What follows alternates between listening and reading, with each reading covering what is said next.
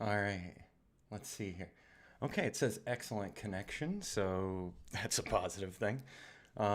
Looks like we're on, and I see a couple of comments already. Good morning, everybody. And look at that, Creative Cloud's got some updates for me. So, number one, so today is a day of firsts. It's the first live stream from our new location, so welcome to the new location. Everything is not set up yet. So the house is in disarray, but we have moved out of the other place, so that's a positive thing. We had to contend with a ton of snow, and I saw, let me see here, Michael, how much snow did we get? Where we were moving from, probably 12 inches. Where we moved to, over 30 inches. So as you can see, the Nissan Titan, this was after 2 days of melting. So what a nightmare moving over here. Let me take a look over. Crazy, here I am, enjoying the sun and no snow in southern Alberta. Yeah, Charles, we got pounded this week. So we were out in Prescott Valley. That's our original location. And now we're into the downtown Prescott area, basically. And Prescott gets a lot more snow usually than Chino and Prescott Valley. So it's all to do with the elevations and things. But when we came over after the major snow to start moving things in here, absolute nightmare. So by the way, we don't have internet here yet. So I'm using my Verizon 4G LTE, not an advertisement for them. So another first today is the fact that we're doing a live stream off of a mobile hotspot on an iPhone. Also, I think it's still echoey in here, and I'd really appreciate your feedback this morning. Does this sound super echoey? Do I need to deal with some more sound muting in here? Because unlike the other location where I had a carpet and things, this is all wood flooring in here. And I had done some tests over the weekend to see what the audio sounded like. I wasn't thrilled, but I'll see what you guys have to say. And Chattanooga John, good morning. Welcome to the channel. And as always, thanks for stopping in. By the way, I haven't even introduced myself. My name's Rich Charpentier. I'm the channel host. Normally, we're talking drones or other imaging tools, software and hardware involved with building drone models. And now we're getting more generic photography information on this channel for the new year. So we're going to have a little bit of everything. And hopefully, once we're settled in here, I've got a lot of things to share with folks from the past couple of weeks and some new course building here as well. Let me take a look over and see. Not echoey. Bruce, thank you. Not hearing echo. All right, it must be me when I'm doing my playback in here. Looks like I'm going to have to find those headphones again for when I'm doing the class recordings. So if you can't tell, the last week was not an easy move. So we had to get everything out of the home.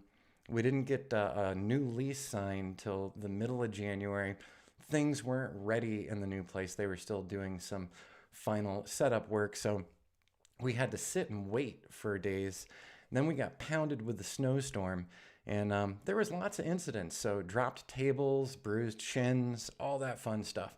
And so I did not have the video camera out or anything recording some of this because it was some nasty weather. And then we had a clear day, and then we had some more nasty weather.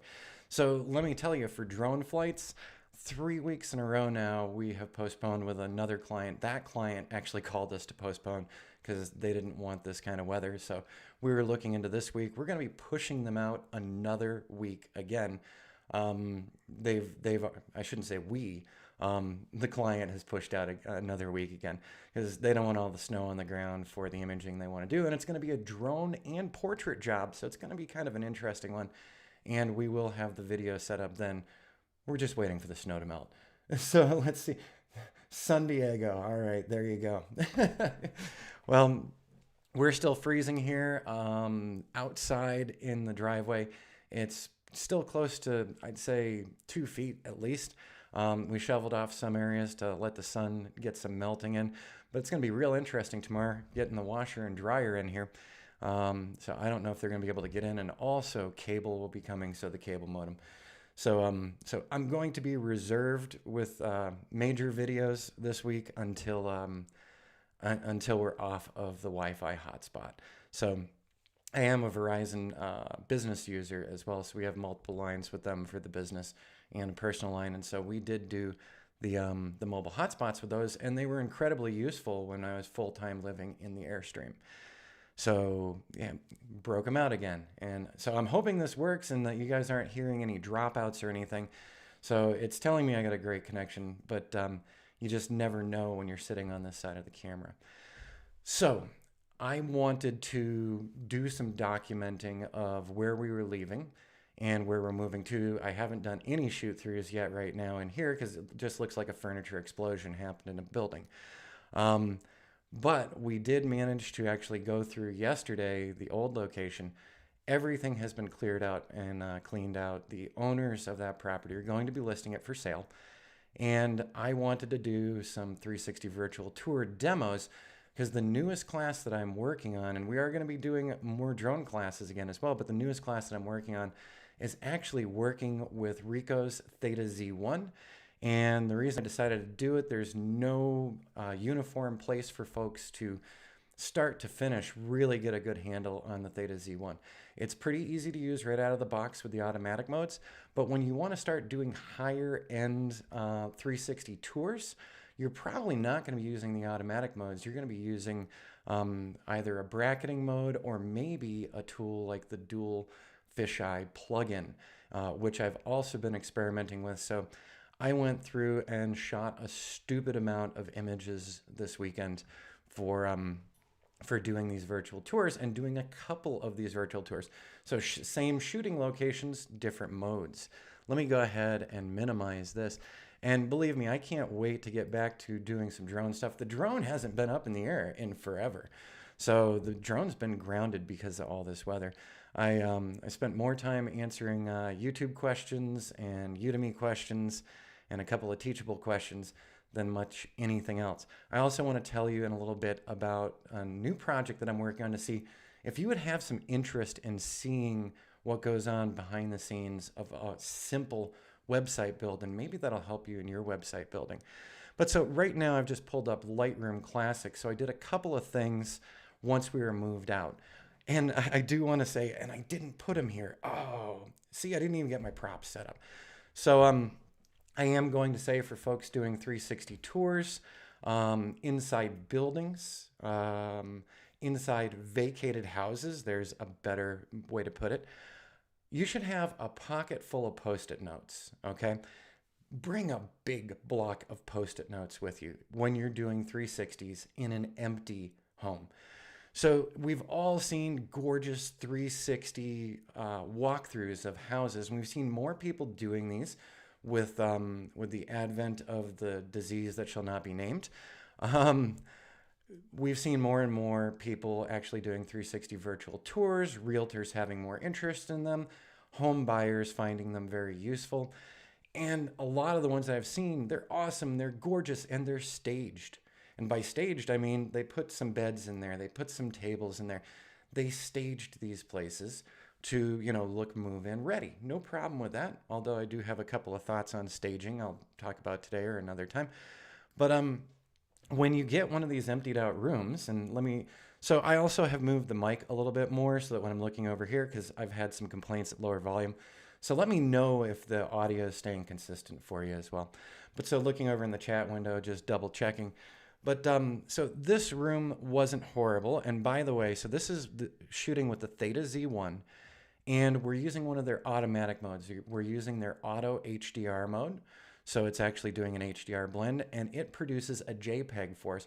So this is a really nice and quick and simple way if you're just doing a quick run through for a 360. Maybe you're on site and you're doing some aerial work. Maybe you're going into the building and doing some still shots, which we'll show later. But you're going to hit this wall in an empty one. And I actually had somebody ask about this too. All right, good. Bruce, Michael, thank you so much. Just wanted to make sure that, because I'm still relaying everything out. And then we'll take some pictures in here later so that, not today, so that you can get a look. It is a smaller room, so that's been a pain. This room right here was not a tragedy like some other rooms were. But as you can see, we've got, a big blank wall over here, and we've got a big blank wall over here. By the way, these are the colors. This was very color accurate. I'm very impressed with the results coming out of it. And I'm looking at this on a color calibrated monitor. So I use one of the Color Monkey tools. And so this is the right brightness. I don't know what you're seeing because I don't know the monitor that you're using, which is something we run into a lot. You know, that people say, hey, that image looked a little darker to me, Rich. Well, I've got this color calibrated and I've got it set up for the lighting in the room. But one of the major problems, this, by the way, was my old studio room. One of the major problems is for a green screen, I got a lot of green walls. I mean, I got a lot of green walls in here. So that was one of the things I was fighting with. So I'm hoping, actually, let me look over on channel. I was hoping that what's going on down here on screen actually looks a little better now. Let me pull this one back up. Okay, so volume's good. So this is image number one. Before, we're not going to scroll through all these images, but what I am going to do is I want to show you something. So I'm not going to apologize for using Lightroom anymore. Lightroom is, there are a lot of tools out there, but for managing a lot of photos quickly and managing huge catalogs, Lightroom is just it for me. So one of the things that I wanted to show you here, so let's call this first tour where I had fully automatic settings out of the Z1. Let's call that a basic tour that you could offer a client. Now what I want you to see here is the important part over on the right hand side, capture time. So I decided to time myself while I was doing this. So I started at 10:38, and this is one of the basic modes using my iPhone as the controller to the Z1.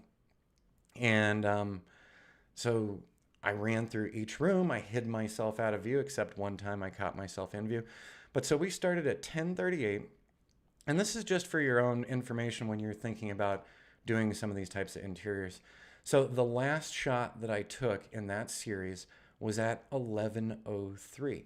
So basically a half an hour. And what we're talking about in this building was 3 bedrooms, 2 bathrooms, a den area that they call a 4th bedroom. It's not a 4th bedroom, it's a den area. A kitchen, a living room, and a kitchen dining area with some gorgeous views out the window. So in total, let's see here, just for that run through, and I'm going to call it a run through, 20 images, and it took about a half an hour to shoot them. So not bad if you're on a budget, if you've got time constraints, or if your client doesn't want an over-the-top 360 tour, wants a pretty color accurate, nice 360 tour. This is a pretty good way to do it because it's not consuming a ton of your time. Let me deselect all these, and actually we'll just take a quick look.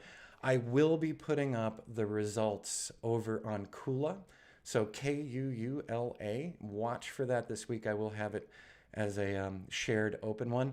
So if you go over to Kula and you do an explore and you just type in AZ space drone, you'll see the public video or the public 360s that we have there. We've got a bunch of hidden ones for customers too. But this is going to be a public one, so you can pop on over there. Hopefully I'll get that done tonight, and then that will be up tomorrow. And maybe I'll post it in the community announcements. Did the Z1 do a good job on not blowing out the windows? Michael, it did a pretty darn good job in the automatic mode. And then I moved over to the dual fisheye, and I also did bracketing. The dual fisheye does bracketing too. It just, they have some automated setups. I'm going to be talking about all those things in my new class that's coming up on Teachable soon. We're going to talk about all the standard modes. We're going to go through the entire interface. I've already recorded all that. We go through the entire interface on iOS and on Android. We go through the bracketing setups. We go through some other special setups. And then I also add a couple of plugins to the Z1 to give us some expanded room. So I'm going to say, you know, we did okay with the windows here on the automatic mode. So if you're looking right here, we've got some blue out the window. And actually, I didn't want that one too perfect because there's a ton of snow out of that window. And these folks are trying to sell a house in Arizona. We don't want the secret getting out that northern Arizona gets pounded with snow. All right, let me arrow over to the next one. Once again, so the green walls are true. They're accurate. The lights that you're seeing bouncing off of here on this wall, that's coming from that window. So you can see that we've got some more detail out of that window. I could go into the develop module and drop. So I'll just show you this, Michael, just as a real quickie. Okay, I already did drop the highlights on that one. Um, but let's see, if we put the exposure back down to 0. So here is straight out of the camera. So I was just bumping up the exposure a little bit, but straight out of the camera, if you drop the highlights all the way down, you do get some stuff going on here. If you can't tell, that's snow stuff reflecting it. So, all right, let me put this one back to 0.5. But since we've got so many people looking at, looking on so many different monitors that are color calibrated and those that are not, I have to work within what I'm doing. But usually I'm pumping things up by 0.5 on the exposure, and that seems to satisfy the folks with the darker screens. Let's pop on over to the next one. And so these aren't as deep a greens, and that was true and accurate, but it was still a green-gray in this particular room. And yes, the walls out in the hallway, they do have this golden tan thing going on depending on lighting. So depending on time of day in this building, the walls are kind of wacky. So just another one in the second bedroom, and then we got out into the hallway area. And yeah, I didn't pick these colors. But looking throughout the rest of the image, I had this do auto white balance, and I gotta say the green in the bathroom is looking dead on. And that green-gray in the other room is also looking good. So once again, these are all the automatic modes. And so this was actually from a hallway with the laundry room and the master bedroom. Kind of strange place to set those. But let's take a look. So I actually went into the laundry room too. We're giving people a full tour of the place. So we're actually letting them do a nice walkthrough. Also, remember on Kula, as with a lot of the other 360s, they do let you set up an MLS-friendly link. Because in talking to a realtor recently, he said, well, I'm concerned because, this needs to go on MLS and it won't be able to. And I said, oh, no, there is actually an MLS-friendly link with Kula as well as a lot of the other 360 tools out there. So just quickly going through these, and yes, these are the greens of the bathroom. So pretty much spot on.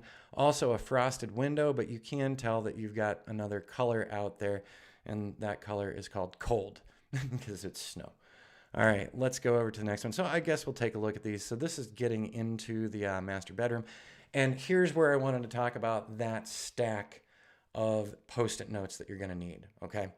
I'm not kidding here. So the automatic mode did a pretty good job of seaming things together and not hanging me out to dry. When I got into the bracketing, the multi-bracketing, and the dual fisheye, I ran into some problems. Things weren't lining up exactly.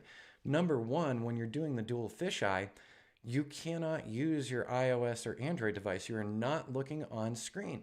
So you are plopping that camera down, you're hitting the shutter button, you're waiting for the 10 seconds, you're running out of the room like a maniac so that you don't show up. And you don't know exactly where you got lined up. Now this master bedroom is huge. And you see this wall right here. This is a big, mostly blank wall. Yes, we have the lighting fixture there, and we have a couple of outlets. Same along here. This is another big blank wall with only one outlet on it. And whoever painted this house previously painted over these outlets here and this one here. And so what that has led to is some seaming problems. So when I export from the multi-bracket, or when I export, when I get the final rendering from the dual fisheye, we have some headaches with alignment. Headaches to the point where things are aligned, you're aligning right next to this little outlet right here, but the other side of the image just barely missed it. So in the case of this room, when I was doing the dual fisheye, I was actually walking through with Post-its, sticking them every couple of feet. And so I used these little pinkish ones, and they brushed right out of the images once I was done perfectly. But so I would say if you're entering a home that you have to do, and it's not staged, there's no bed in there, there's no furnishings in there, and you've got some big blank walls, keep some Post-it notes with you. So I'm also not sponsored by Post-it notes, but I'd love to be. All right, I'm just moving over to the next one here. Up. Let's go back to, let's get out of that. And I'm just waiting on the pinwheel of death for a moment. There we go. Let's pop on to the next one. Oh, I see what's going on. For some reason, it thinks I hit library. All right, so let's move on in here. And if you have any other questions or comments, please feel free to pipe up on here. So we also did another shot from the other side of this room. And once again, these windows are a little more blown out than I would want. And, we could get away. Let's drop the highlights really quick. So yeah, there's some more detail through there. But I'm still not done playing with those. But this is for the quick tour. So Michael, if you're talking to a realtor or a homeowner, you can offer to them, we have a really fast tour that doesn't take us as much time to assemble. Like I said, this was 30 minutes going through these rooms and much longer on the multi-bracketing. So you could do a multi-bracketing one and you could do just a quick walkthrough because honestly, this is very representative of the interior. These greens are true. They're pretty much spot on. And, these are the colors I got to look at every day. And when I was practicing indoors, work around. So I consider this kind of a tough house because they had multiple shades of green. By the way, I'm just arrowing back because I need to show you this because this drove me crazy throughout the house while we're still here. All right, we're just going to zoom in here. This entryway right here is the entryway to the master bathroom. I want to go up here because I want you to see this. These are not camera problems. These are paint problems. These paint problems have been there since the day we moved into that location. So they had areas that they needed to paint over throughout the house because, the house has been around for a while.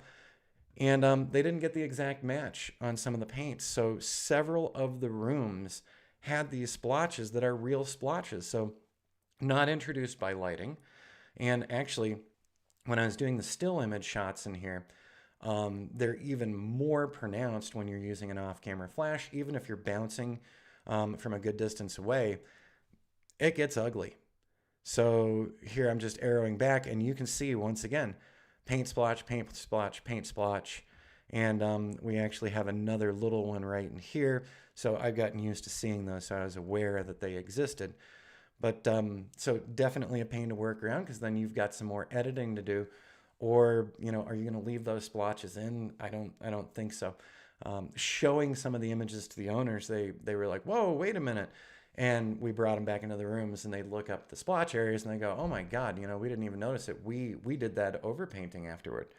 All right, so let's just arrow on through. So a couple of versions of the master bath and then the main living area. So I've talked about this before on channel. This place is very challenging. We've got these super bright windows toward the kitchen area.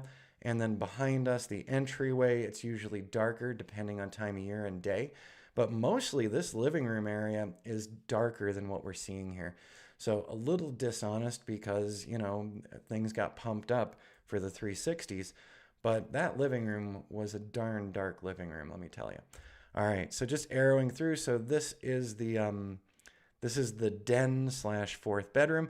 And just another example of horrible paint splotches. That there, right in here, this is actually honest and real.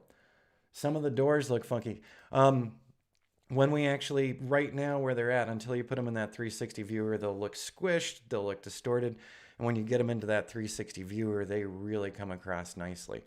So, and I've already checked all of these out. So I actually went through those yesterday to take a break from our own unpacking. So, all right, let's arrow through this. So this is getting us into the center of the living area and then into the kitchen / dining area. Now, here you go, Michael. This is one, when you're doing a big, huge room and you're doing this full auto thing, you're not going to get everything you want out of those windows. But take a look at these windows, and I'm just going to drop the highlights here. And that looks completely fake at that point. But talk about capturing everything out of it. And what's really nice is it's very honest about this kitchen area. The kitchen area is a really pretty area with very deeply colored cabinets in here. And there's not a lot of sun pouring into this part of the house. So in the morning, this is a really super dark area. In the afternoon, it starts lighting up like this. And during the summertime, when the sun gets further to the north, then more light will come in here. So this is a really, the whole house was a lighting challenged house. So I'm just going to put those highlights back up for myself. Yeah, the windows look awesome. So you can get away with the automatic HDR mode, and I would suggest just being honest with your clients. Say, do you want a quick 360 to give people a feel and the flavor of it?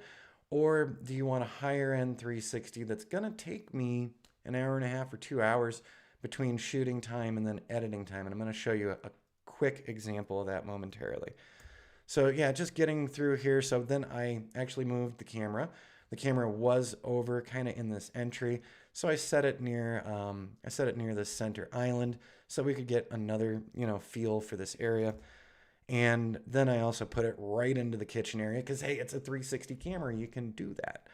And that's looking pretty good to me as well. So as I said, if you go over to Kula, probably tomorrow, do a search on AZ drone, just AZ space drone. You'll find us, and you'll find the new public one here because we'll also be passing this off to the property owner afterward. And we've got one more in here. So I just pulled one further out back into the living area to tie these things together. So I've got a 20 image tour to make. In our market, we will need to be able to provide them both flavors. Yeah, and that's exactly it. And I've got a realtor who's interested in the quick walkthroughs. So as long as if I look at this on my iPhone and it looks good while I'm visiting the place, that's a good thing. As we were on our property hunt for the past month and a half, we saw a lot of iPhone photos, a lot of photos. The colors did not look like the interiors that we were working in at all. It actually made me mad a couple of times because I said, that is not what the cabinets looked like. And that's not what the countertop looked like. We got in there, we looked at the place, and the countertop is an absolute disaster.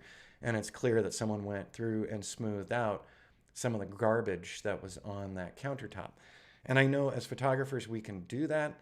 It's up to you, and it's up to the realtors you work with, how realistic you want to be and how honest you want to be about the colors. Because like I said here, check this out. So I said this was kind of a golden tan. There's no major lights in here. This is ambient light lighting this area up. But then let's look at that hallway. In that hallway, I left a light turned on. It was a very warm incandescent light, and we can see that more golden tan going on in there. So that's an honest representation of that room with ambient lighting only. And then we've got one of these lights I left on back there, so that was my bad. But depending on how you light this room as the final owner, it is going to go to that gold side, and it's obnoxious at times. And during the summer, when the sun actually does get in there, the walls look completely different than any other time you look at them. All right, so would be nice if we could do window pulls for the high end. You can. So here's what you do, Michael. You use this fully automatic setup, okay?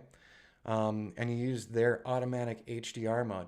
And then if you need to, you can switch modes and switch over to multi-bracketing, or switch over and use the dual fisheye plugin. Like I said, I'm going to be doing a huge thing on that for the new class, so that's the next setup.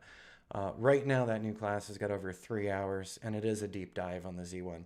We're covering everything that we can on the Z1 because I know a lot of people have been picking them up. And I know that, maybe they're not getting the results they thought they were going to get. And that the reason why is they got to do a little more work. So I'm going to hit the G key here. So that was all my fully automatic stuff. And so, like I said, that was a half an hour. Now I'm going to go look at this, and you're probably saying to yourself, wow, this is looking wonky. So 11:04, and I'm just scrolling down. Whoops. If you can't tell, I did some shooting this weekend. So that was 11:04 and to 11:25. So another about half an hour. This setup was shot with a dual fisheye plugin. So the dual fisheye plugin is a third-party plugin that handles another bracketing. Eager for the new class. Thanks, Michael. I'm eager to get it done. I was hoping that we didn't have a giant snowstorm and all this stuff to interfere with our move, and then I could have had some more time last week. So this week is a huge catch-up because I also have some clients to catch up. So you have two options right out of the box when you get the Ricoh Theta Z1. One of the shooting modes is multi-bracketing, and you can go in and set brackets yourself manually. So you can set overexposed through underexposed, and you can do 3 or 5 or 7. It's up to you. And so you can break them out maybe one stop at a time, maybe half a stop at a time. That's all up to you.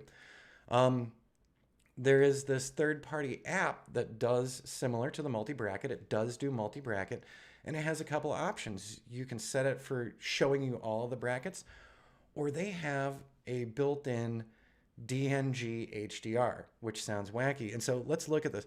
So this is just one image from shooting in the dual fisheye. It looks awful. It's terrible, right? Nobody wants that. That's garbage. Right next to that one, so I'm arrowing over. I want you to read the label here, the R0020 underscore HDR DNG. So this is from the dual fisheye plugin. And this is dark. This is terrible, but it's not really. I actually had in the dual fisheye plugin setup, which I'll be going through. I had it set to 7 shots, 7 brackets, okay? And I told it to use their HDR merging. So this dual fisheye plugin has this merge. And I'm gonna hit the develop module for a moment. So this looks awful, but what's built into this HDR DNG, and even when you import it, it has a different symbol on it. So it's really weird. But so this is terrible. You wanna hand this over to a client? No. Let's go ahead and pump the exposure by 4. All right, and now we got some blown out stuff in the background. Let me go down to highlights. Ew, went way too far, Rich. But look at the window. Go ahead and take a look at the window. Okay, let's bring those highlights down a little more. Now, I shouldn't expect to be able to see great detail from all the way across the room here, but let's zoom in there, and we're getting some of the detail. So what's going on here is this dual fisheye HDR has merged a lot more information. These are big files. And I still have some cleanup and some things to do, and setting the white balance. You know, they gave me their white balance that they thought would be good. And maybe we'll pull those highlights back up, and maybe we'll pick a better room for that. But as I've started working with the dual fisheye, I did not like it at first, and I was just doing my standard multi-brackets manually through the Ricoh Theta Z1's interface. But as I've tooled around and watched a couple videos just on the dual fisheye, you can achieve some amazing results with this one. Let me hit the G key here, and let's go get into that kitchen, let's say. So let's see here. So I set it to this mode where it took all my brackets and smushed them together. But the dual fisheye plugin can also give you all of your brackets, okay? So you could have it output all the brackets and then manually merge the HDR yourself.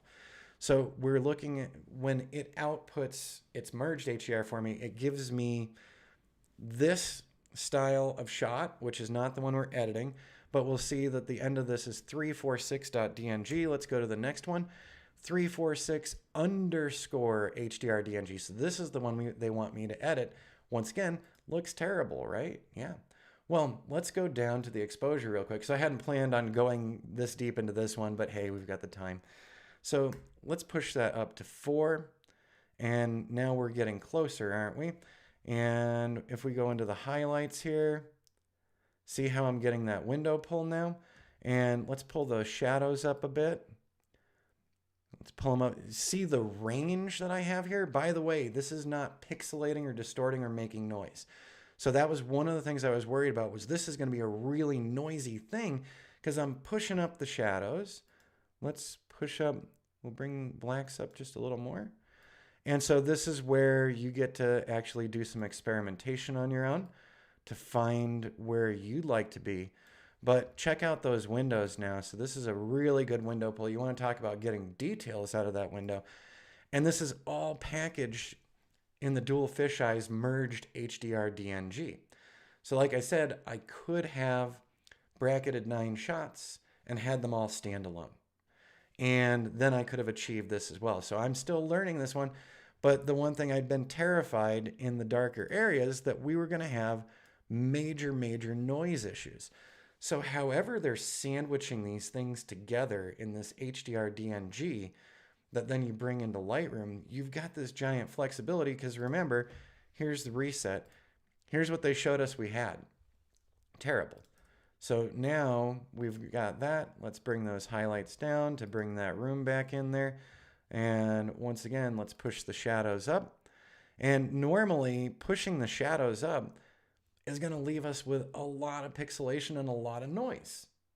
So I am not using the Theta Stitcher. I'm actually using PT GUI. This all works the same with the Theta Stitcher as well. And but I actually own PT GUI, and PT GUI gives me a lot more tools than the Theta Stitcher as well. So in that class, I also am talking about the Theta Stitcher versus PT GUI. There's a lot of Stitchers out there.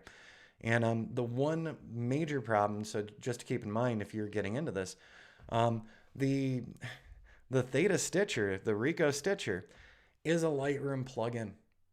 So, I know some people don't want to use Lightroom, don't want to do the subscription, but this is specifically a Lightroom plugin. The Theta Stitcher is. And there isn't a standalone Theta Stitcher. So there's no non-plugin. There is a person on YouTube who has shown how to turn the Theta Stitcher into a standalone application so that if you're not using Lightroom, you can still use the Stitcher, but it's complicated and it might be confusing to people. And in that class, I talk about it as well. But there's no standalone Theta Stitcher, so you've got to be a Lightroom user if you're using the Z1 and you don't want to modify the Stitcher. So there you go. All right, so as you can see, and I'll just, I'm going to drop these highlights down just a little bit more and look at the detail out that window. So you can see the melt is finally going on, but that is some great detail. The colors in here are pretty close on to, what the room was looking like at the time. Once again, ambient, non-direct light in here, but I can start playing in here just a little more, and maybe we bring the whites up a little more. And then to get the final version, I would go down to edit in PT GUI. And if you were using the Theta Stitcher, you would be editing in the Ricoh Theta Stitcher instead. And you'd have it launching from here as well. So on this type, so remember, let me go ahead and hit the reset. So when you first pull things out of the Theta from the dual fisheye, you're going to have this and you're going to be like, oh, this is awful. You don't have to use their HDR merge. You could shoot 7 brackets or 9 brackets. It will automatically do that bracket setting for you. It's pretty good on the white balance because it doesn't give you an option of doing manual white balance. But it's comparable to using the multi-bracket mode that you can see on your iPhone or your Android tablet. So there's that. Because remember, when I'm using the dual fisheye plugin, I can't access the camera from any of my smart devices. So I have to do everything on the Theta itself with the stupid little buttons on the side. And I talk all about that in the class too. All right, so there's my weekend. And if you can't tell, so not only were we moving, but then I was also racing through and shooting. And just to give you an example of what I was talking about way, way before, back in the beginning when we were looking at some of these, remember how I said that boy, do paint patches show up? All right, right there, somebody did a spot touch up. So we did not do this. So we didn't go through touching up rooms, but look at these paint stripes in here. There's actually problems in the seam where one wall meets the next wall because the wall colors are a little different. So for editing through some of these stills and, so here's an overexposure just to actually do a window pull. So I've got a bunch of things to go through in here. So ambient, so I did a lot of flambient stuff. I did a couple of just ambient light things, and then I did a couple of 50/50s setup as well. So I've got a lot of editing to get into this week. All right, now before we wrap up the live stream and see how much damage I've done to my hotspot, I wanted to ask everyone on channel, because as I said, we are growing the channel. So it is about building your small drone business or your small imaging business as well. We're going to talk about more imaging issues, still photography, 360s, and of course, all of our drone work. I'm also talking regularly about your online presence and helping all of our channel subscribers here build their sites and help give you advice on that. So this week I am working on a new client project. I'm building the skeleton of a site that this person is going to be updating. They're a well-known artist in the Southwest, and it's time for them to update everything about their website and their online presence. So this week I'm going to be doing some work on their site, and like starting today, I'm going to be building a gallery, a portfolio for them. And I wanted to know if that would be of interest to folks on channel here. So I've already gotten my client's permission that they'd be happy if I was showing people how to build a next gen gallery and using their site. So I didn't know if that would just be kind of a curveball or if it would be interesting to you. So let me know in the comments over here or in the comments below. Oh, and always, if you don't mind, give a like and subscribe. And also, if you've got friends or other folks who are building their own small imaging and drone businesses, give them a link to the channel. Let them know we exist. I'm looking to grow this channel this year. I'm hoping that we could see over 10,000 subscribers before 2022 starts. Let me check over here. Are you using the... Absolutely. I'm interested in the gallery. Okay, good. Because today, this is a really roughed out site. It was just installed last week. No real content has got onto it. But I'm recording a video for the customer. So I do this for my clients, by the way. I record videos as I'm building the site for them to teach them how, once I'm done building one of the galleries for them, the next task is that they're going to watch my video, and then they're going to build the next gallery and the next gallery. We've chosen Next Gen because you can actually do online sales with it. It does have an e-commerce solution, and my client does order fulfillment themselves. So not only do they sell original paintings, they sell print reproductions of those paintings, and they're shown in a lot of galleries throughout the Southwest. So you'll see her site as long as I get... Okay, and hey, Davenport, how are you doing? Good to see you here. And Corey, have you updated your site yet? So yeah, I got some more updates too, Corey. But it is, the past week and a half with all the weather and everything has thrown such a monkey wrench with everything. We've actually been without cable internet for a couple days because we thought we were moving over earlier. So we said, shut our internet off over here and transfer it over here. And then the storm happened. So that's why we're using the Verizon mobile hotspot today. So hopefully, fingers crossed, tomorrow we get real internet. So I'm not budgeting on bandwidth used. There we go. I lost words for a minute. Yes, Corey. So I need to do some more. The site is in WordPress, Chattanooga, and you don't have to use WordPress to get something out of it. All these different site builders out there, like Squarespace and the folks using Wix and any of the other builders, all of them do similar things. So when I talk about a plugin like NextGen or Foo Gallery, or the 2020 slider for when we're doing before and afters on orthomosaic models, you might not be using the same builders, but there's a lot of the same concepts, and you can look at a WordPress and go, well, WordPress has this kind of plugin for a gallery. What's Squarespace offering me? And so it's going to give you at least some ideas of what kinds of layouts are out there for you. Late to the party, but doing good. That's okay, Davenport. So yeah, Chattanooga John. I talk about some of the generic things with website building as well as the specifics.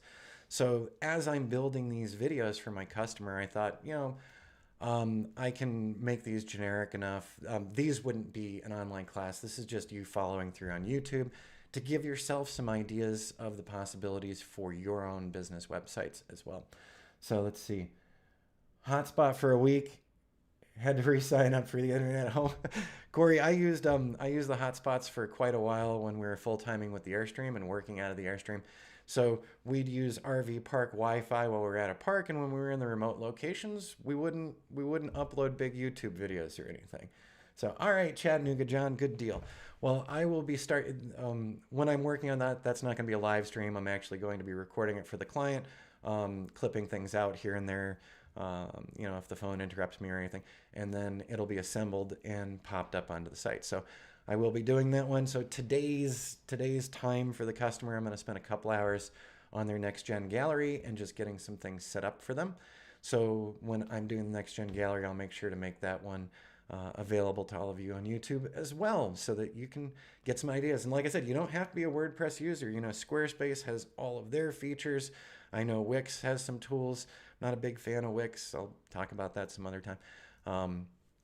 just because of SEO reasons mostly, and what I've seen with other people's sites and the struggle for SEO for them.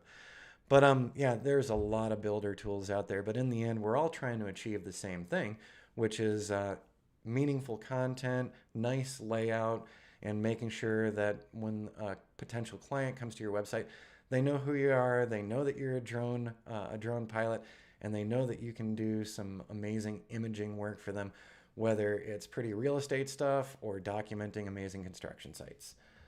All right. You're welcome, Michael. And as always, I really appreciate everyone popping up on the streams, and I see that the streams have been growing.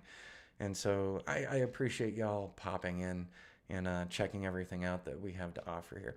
So this is going to be a busy year. And by the way, I think February 1st, today, is the start of my new year because last month was just chasing after rental houses, trying to find the right place. January was miserable. I'll just say 2020 for me personally was continued into January. So this is the new year for us.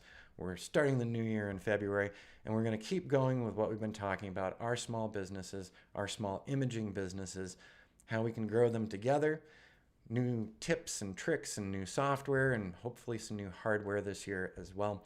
I've already got a couple things in mind. As always, questions, comments, leave them below. If you don't like it, give me a thumbs down. If you like it, give a thumbs up. And be sure to subscribe so that you get notifications when one of my next crazy long live stream comes out. I sure am glad to have had y'all today, and we'll be seeing again real soon. At the latest, you'll be seeing me next week as we start back into our regular live streams here and our official new year. And you will see a couple of videos popping up this week just with some samples of getting some galleries up with Next Gen Gallery, which is a fantastic presentation gallery, especially if you're trying to sell your images online. So if you're doing, fine art prints or something, Next Gen Gallery might be an option for you. Of course, you can always use WooCommerce and build things as well yourself, but if you need something pre-packaged that handles a lot of layouts and also your e-commerce side, you might want to take a look at Next Gen if you're a WordPress user.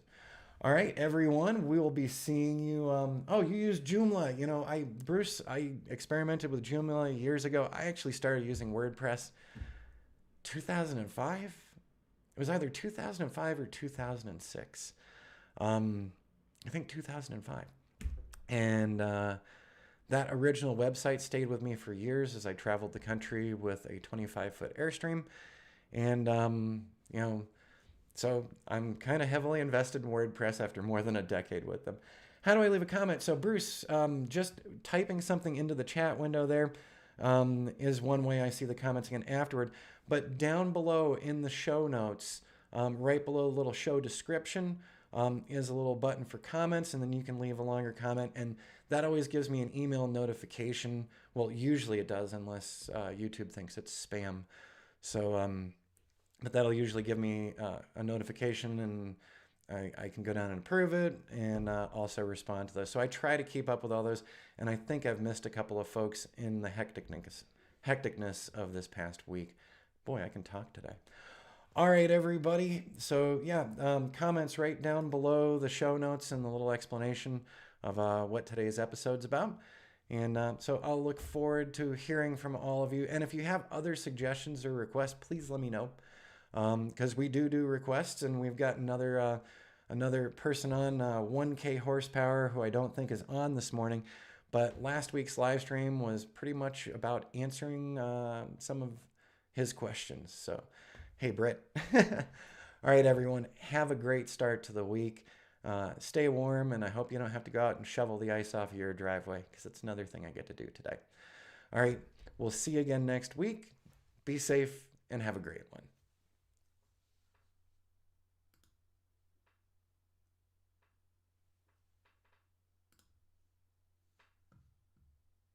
And